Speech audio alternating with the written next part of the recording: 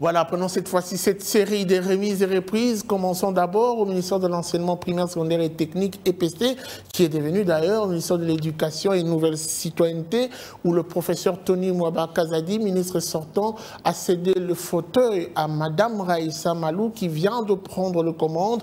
Une cérémonie qui s'est déroulée en toute quiétude et même en toute sérénité. Nous vous prions de suivre respectivement le ministre sortant, Tony Mwaba Kazadi, mais aussi Madame Raïssa Malou, le nouveau patron du ministère de l'Éducation et de la Nouvelle Citoyenneté. Il y a 3 ans que j'avais été placé à la tête de ce ministère avec 2 missions précises.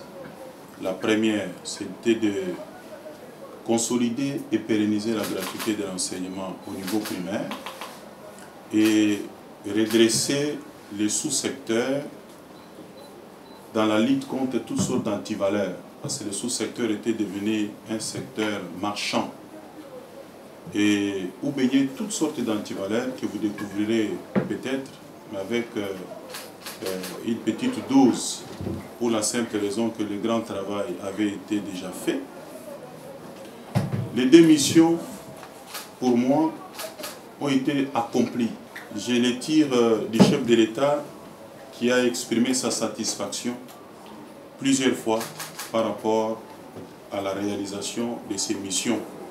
Il est de mon devoir de rendre les hommages les plus déférents au président de la République, chef de l'État, son Excellence M. Félix-Antoine Tshisekedi, pour la confiance qu'il a placée en moi, en me nommant à la tête du ministère de l'Éducation nationale et de la Nouvelle Citoyenneté.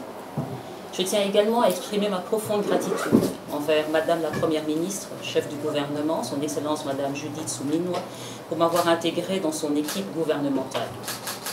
C'est avec un grand honneur que je reprends le flambeau pour poursuivre le travail initié par mes prédécesseurs, notamment le professeur Tony Mwaba Kazadi. Je salue les efforts inlassables de son équipe pour rendre effective la gratuité de l'enseignement primaire. Nous allons renforcer les acquis de la mandature précédente et faire avancer notre système éducatif. Nous mettrons en œuvre les actions prévues dans le programme du gouvernement, tout en tenant compte des réformes prévues dans la stratégie sectorielle de l'éducation et de la formation. 5 principes directeurs guideront notre action.